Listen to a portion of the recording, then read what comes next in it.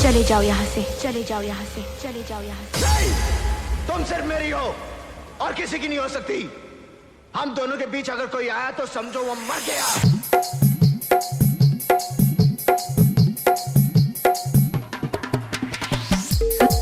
Sunil DJ Kapoor Sherpur वाला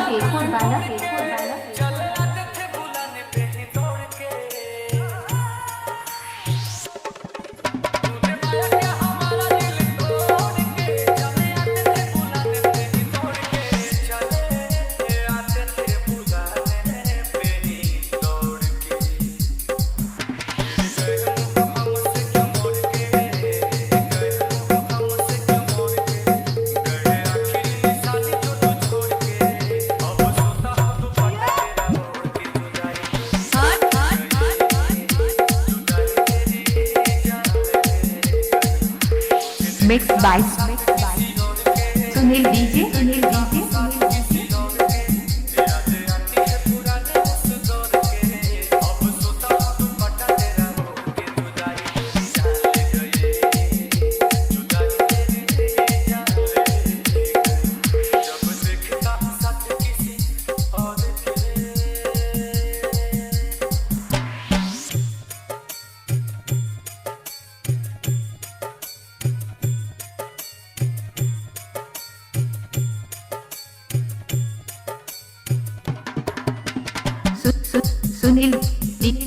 DJ Kapoor Sherpur वाला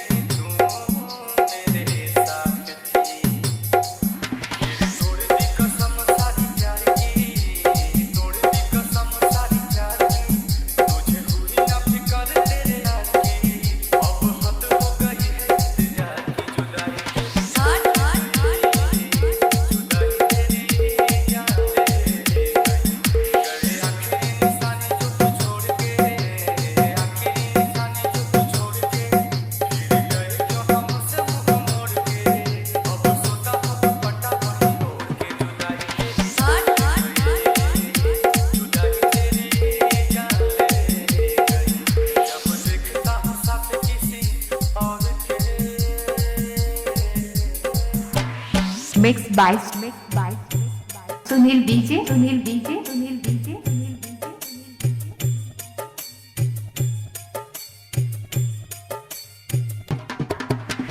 तुम्हारे बारे में अब कोई बात नहीं करते, तुम्हारे बारे में अब कोई बात नहीं करते, तुम्हें सोच कर अपना वक्त बर्बाद नहीं करते। पर जरा सा भी भूला नहीं तुम्हें, वो अलग बात है कि तुम हमें याद कैसे भूले वो बिताए साथ लम्हे, मुझे छोड़ने का तुझको ना गम है। कैसे भूले वो बिताए साथ लम्हे, मुझे छोड़ने का तुझको ना गम है, मुझे छोड़ने का तुझको ना गम है।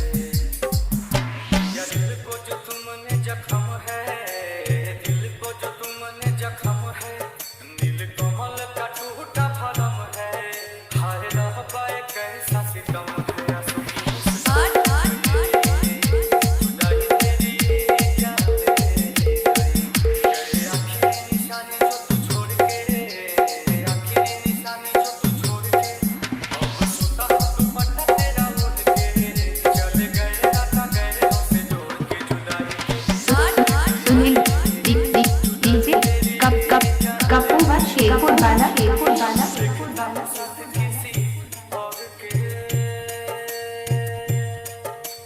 88 10 79 68 10।